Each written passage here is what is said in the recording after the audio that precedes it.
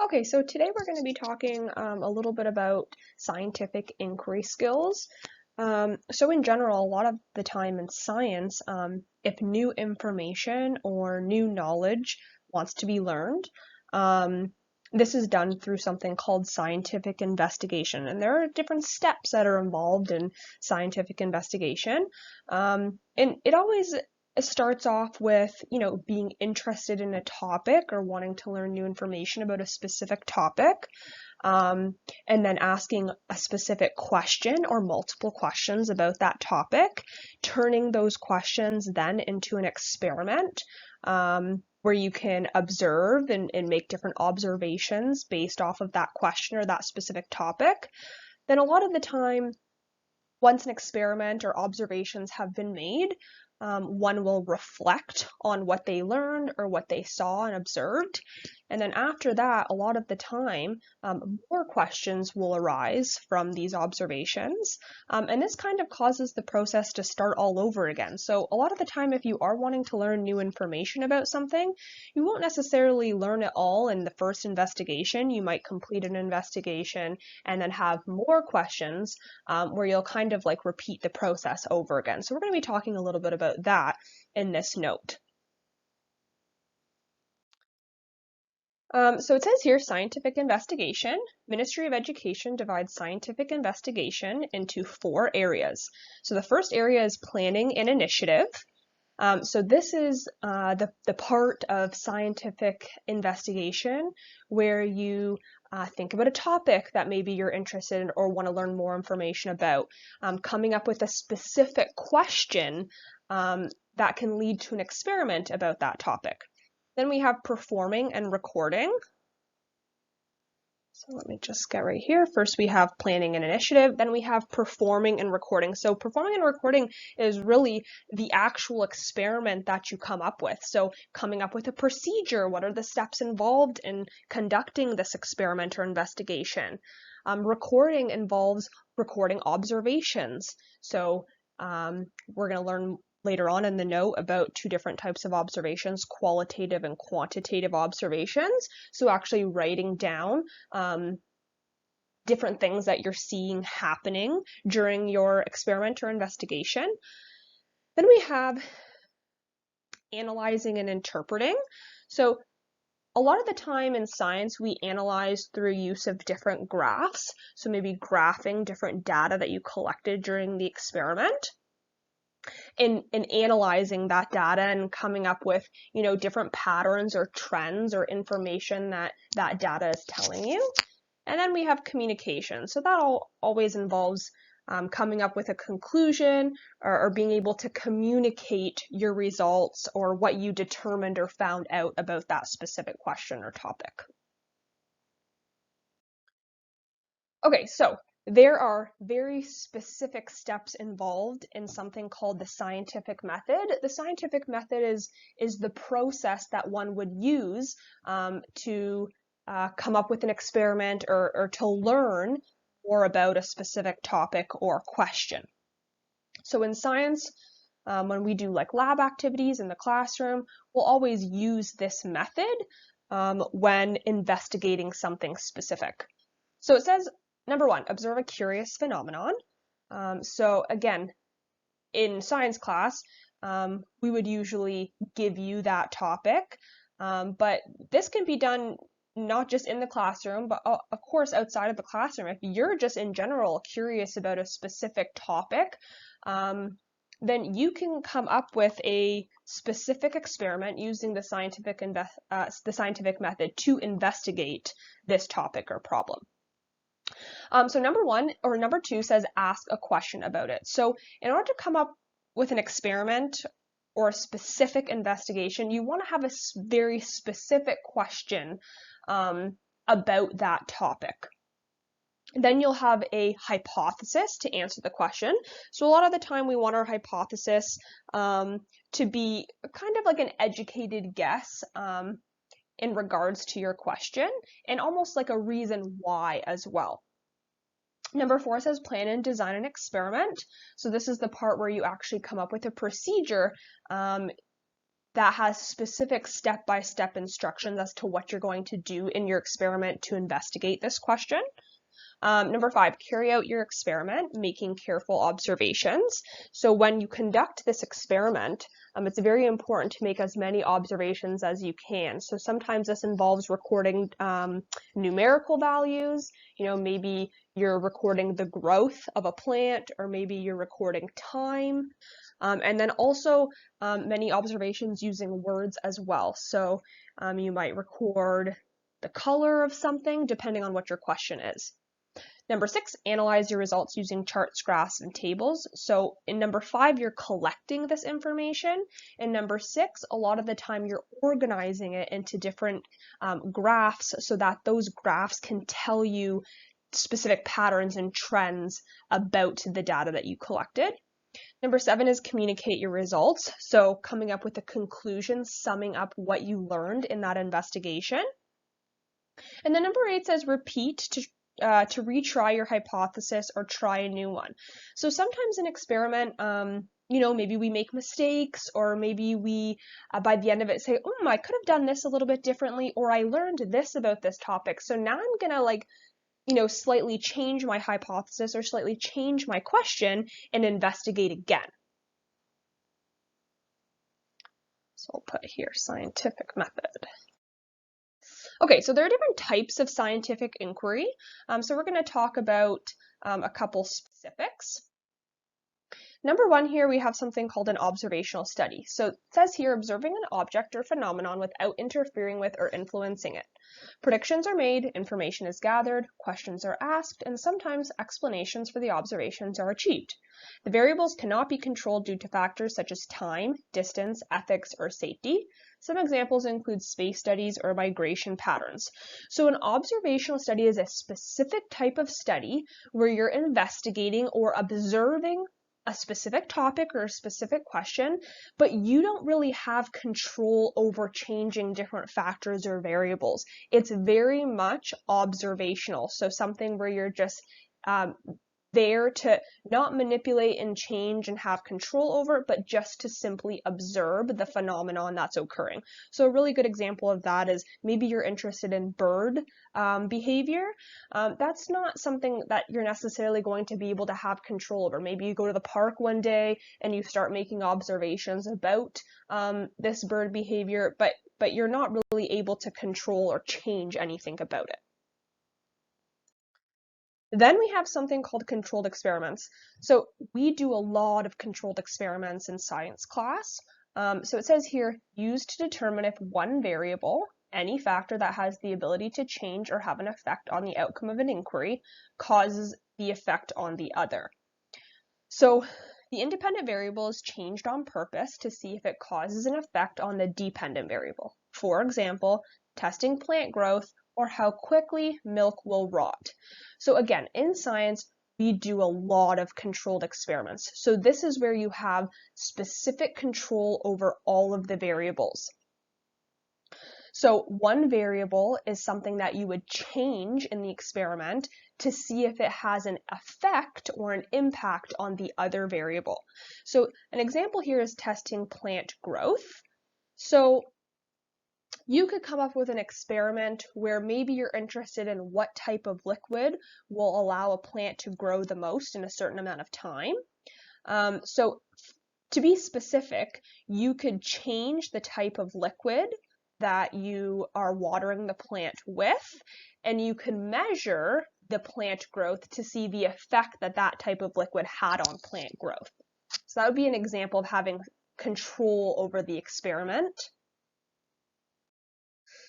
So just to get into a little bit more specifics about controlled experiments, there are 3 specific types of variables involved in a controlled experiment. We have something called the independent variable. This is the variable that the investigator changes to affect a result. The dependent variable is a variable that is measured to determine the change the independent variable has. And then we have something called controlled variables, variables which could also affect the experiment but must be kept the same. So again, I'm going to use the same example here. I kind of got ahead of myself there. But if you were investigating the types of liquids and the effect that they have on plant growth, you could come up with a question that is something along the lines of, what type of liquid will cause a plant to grow the most? Or you could say maybe something more general, like, will the type or does the type of liquid have an effect on plant growth? And in this type of investigation, the independent variable would be the thing that you're changing the experiment. So that would be the type of liquid. So maybe you have milk, maybe you have Gatorade, and maybe you have orange juice, and you want to see which one is going to cause the plants to grow the most. So those would be examples of the independent variable. The dependent variable is what's being measured. So if you're changing the types of liquids, then what will you be measuring? It would be the plant growth. So you're trying to see that, does the type of liquid have an effect on the plant growth? Controlled variables in this experiment would be everything else that needs to be kept the same. So if you're changing the type of liquid, nothing else can change. So other things that would be the same would be the type of plant. So you'd have to make sure that you're watering the same type of plant with the different types of liquids. Maybe the amount of soil in the plant, the amount that you're watering the plant with. These are things that need to be kept the same if the change is the type of liquid. Okay, so we have different types of groups in a controlled experiment. So it says here, experimental groups, the group receiving the treatment, which is being tested, the independent variable. And then we have something called the control group, the group which is used to determine if the independent variable has any effect. So I'm just going to continue to use the same example here. If you were talking about the type of liquid on plant growth still, then you would say that the experimental groups are those different types of liquids I talked about. So milk, Gatorade, orange juice. The control group in this type of experiment, you could say would be watering the plant with water. So we know that that's the most normal, to water a plant with water. So you could have a control group where you only water it with water, and then you can use the control group to compare to the experimental groups. So the experimental groups would be those other types of liquids, and the control group would be the water for comparison purposes. So it says here, state the independent, dependent, and controlled variables. So we have a diagram here, and you'll notice that the first one says experimental group. So you'll notice that it's a pot with some soil in it, and there are some seeds planted in there, and the first one is being watered with water, and the control group is not being watered with anything. If you look over to the right side here, it says that the experimental group, the one that had water, had 9 out of 10 seeds sprouted, and it says that the control group, the one that wasn't watered with water, has 0 out of 10 seeds sprouted. So we need to think, what is the independent variable here? What was the change between the two groups? So what was the difference between the experimental group and the control group? And the dependent variable is what was measured. So how do we measure this change or see if the change had an effect? And then what are the controlled variables? What was kept the same between both groups? So first we have the independent variable. The change that was made in this experiment was water versus no water. So the first experimental group received water, and the second, the control group, did not receive water. So that's the independent variable. That's the thing that was changed between the two groups. Then we have the dependent variable. What was measured here? how many seeds will sprout. So you'll notice that in that second part of the diagram, the first had 9 out of 10 seeds sprouted, and the second group had 0 out of 10 seeds sprouted. So in this case, you could make a conclusion that the experimental group, the one that was measured with the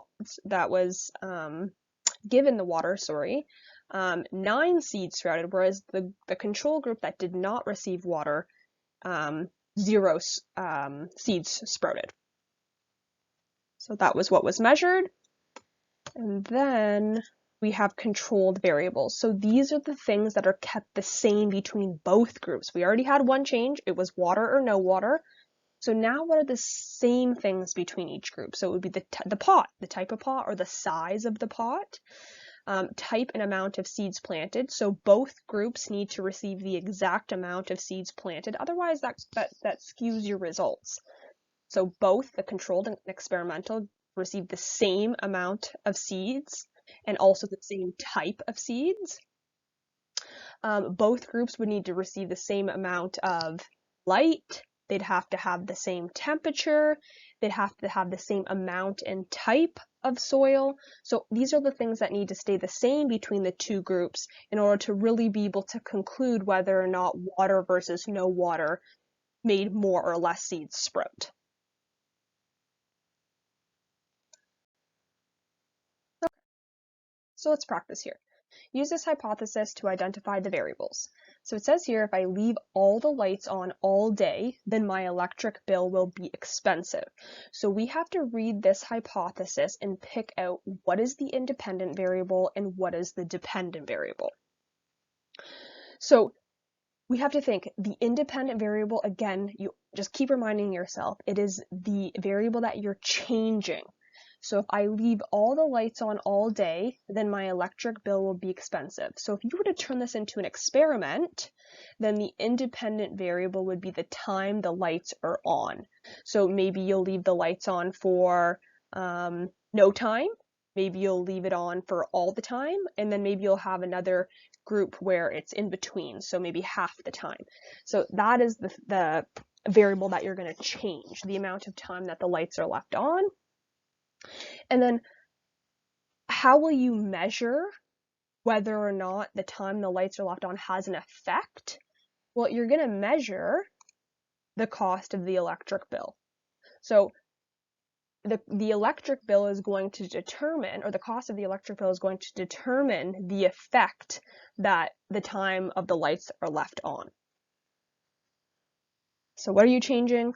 The time the lights are on, and what are you measuring? The cost of the electric bill.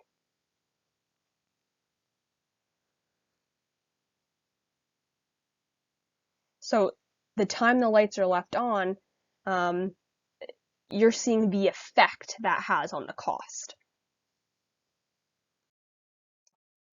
If I brush my cat more, then there will be less fur on my furniture. So again, what are we going to, if we were to set this up into an experiment, what would you change and what would you be measuring? So hopefully we're thinking that, what can we change? The amount of time brushing the cat. Sorry, that should say cat. And how will you measure the effect that has? The amount of hair on the furniture. So what are you going to change? The amount of time that you brush the cat, and then you will measure the amount of hair left on the furniture. Okay, Elizabeth wanted to test if temperature affected how fast milk goes bad and curdles. She left milk in a room temperature closet, a fridge, and an oven that was turned on low heat. She then measured how rotten the milk was after 10 days. So again, if we were to this is an experiment, so what is the independent variable? What was changed here? We're looking at if temperature affects how fast milk goes bad. And she has different rooms with different temperatures that she's put the milk in. So what's the independent? It's the temperature of the milk. So this is what Elizabeth is changing in the experiment. She has milk in a room temperature closet, she has it in a cold fridge, and she has it in a warm oven. And then what is she measuring? She's measuring how rotten the milk is. So she's seeing the effect that temperature has on how rotten it gets. So we have here engineering design process. Engineers' initial ideas rarely solve a problem. Instead, they learn from their mistakes and try again. The following steps are used to design a solution to a problem. So number one, identify the problem and what are the challenges being faced. Number two is brainstorm. What are some ways to tackle this challenge? And number three says, which brainstorm idea are really possible? Sketch your design. So this is a process that engineers use, and it is very similar to the scientific method in the sense that you have to come up with a problem or a question. You have to come up with some sort of experimental design where you actually design and implement a plan or a procedure to investigate that problem. Number four, build. What materials will you need? How can you learn from other students? Number five, test, evaluate, and redesign. What did your test show? How can you make your design better? And share solutions. What's the best feature of your design? What was the hardest problem to solve? If you had more time, how would you improve your project? So again, another process that is used to, oops, sorry, I went forward by accident. So just to finish off from that slide, just another process that is very similar in the sense that you're coming up with a problem, you're coming up with an idea or a process, a procedure to carry out your experiment, and then making observations and collecting data and coming to a conclusion, and then kind of reevaluating and reflecting on that process, and then making changes and improvements, and then repeating the process. Okay, so there are different types of observations that can be made in scientific investigation. So first we have any information collected with the senses. So an observation is data or information collected with the senses. We have different types. We have one called qualitative observations, and this is describing using words or categories. So a qualitative observation, I always, quality, so qualitative, quality, is describing using words. So the car is red is using your senses to describe the car. So in this case, the observation is the color of the car. So the car is red. So some examples: color, odor, state, texture. Okay, so if you're describing, let's again use that plant example that I was using. Maybe you're describing the color of each plant. So maybe the one being watered with water is bright green, and maybe the one being watered with milk is turning slightly brown. Those would be qualitative observations. Quantitative observations are describing using numbers and are measured values. So these are always numerical values, numbers. So an example would be the car is traveling at a speed of 93 kilometers per hour. So number one, that's numerical, that's a number. Okay, and in this case, it happens to be speed. So for example, mass, volume, distance, speed. So again, using that plant example that I was talking about previously, the numerical observation would be actually measuring the plant growth. Okay, so you would maybe take a ruler and you would have, 0 centimeters, 1 centimeter, 2 centimeters. That would be the quantitative numerical observations in that experiment.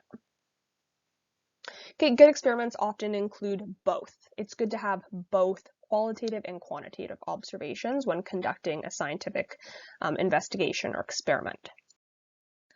Okay, so now we have something called an inference, the process of drawing a conclusion from given evidence. So we have an example here. An inference is not an observation. Again, we saw that an observation is using your senses to pretty much state facts, whereas an inference is taking that evidence or taking those observations and drawing a conclusion from it. So it's inferring something. So it says here, and observations include: I hear people screaming, I smell cotton candy, popcorn, and hamburgers, I see a lot of people. So again, this is using the senses. I hear, I smell, I see, stating facts using observations. An inference is drawing a conclusion from these observations. So if you were to read all of these observations, then what would be something you could conclude or infer from that? Hopefully it would be something along the lines of, it's a fair or an amusement park. Okay, so I hear people screaming, I smell cotton candy, I see a lot of people. Those are all observations. An inference, a conclusion from that would be that this person is at a fair or an amusement park.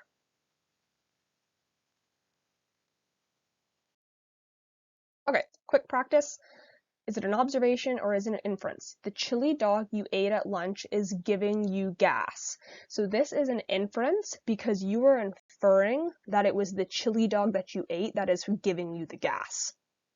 Okay, it's not just a fact, an observation, it's drawing a conclusion from having eaten the chili dog. The baby's wet diaper is making it cry. Well, this again is an inference. It doesn't just state a fact. It doesn't just say the baby's diaper is wet. It says that it is wet because, it says that the baby is crying because the baby's diaper is wet. So this is drawing a conclusion. The car's high speed caused the accident. This is, again, another inference because it's giving a reason why the accident occurred. It's drawing a conclusion as to why the accident occurred. So it says here, the car's high speed caused the accident. Okay, so that's not just a simple observation, it's giving a reason. Then we have a dog is panting. So is this just a simple observation or is this a conclusion because of something? In this case, this is just an observation. So it says a dog is panting. It doesn't say why the dog is panting. It doesn't give a reason why. It just states a fact. If it said a dog is panting because it is hot out, that would be an inference. Or if it said a dog is panting because it was just playing with another dog, then again, that would be an inference, but in this case, it is just a simple observation. A patient with sharp chest pains is having a heart attack. So this again is an inference. You are drawing a conclusion that the patient is having a heart attack while experiencing these sharp chest pains. So again, this is drawing a conclusion based off of evidence. Okay, kind of giving a reason why. That's the difference there, observation or inference. Okay, we're almost there. Last little example here in terms of observations / inferences. So it says here, look at these two sets of animal tracks. Describe what you see. So it says here there are two prints, one is larger than the other, and each are a different color. So these are just simple observations, right? So you can see here to the left that we have two different types of prints, animal prints, more than likely. One is red, one is green. Okay. Now we have a little bit of a bigger picture. We have another piece to the picture here. So it says, now what do you think? Make another observation and an inference. So remember, the observation is just stating facts based off of using your senses, okay? And then an inference is drawing a conclusion based off of those observations.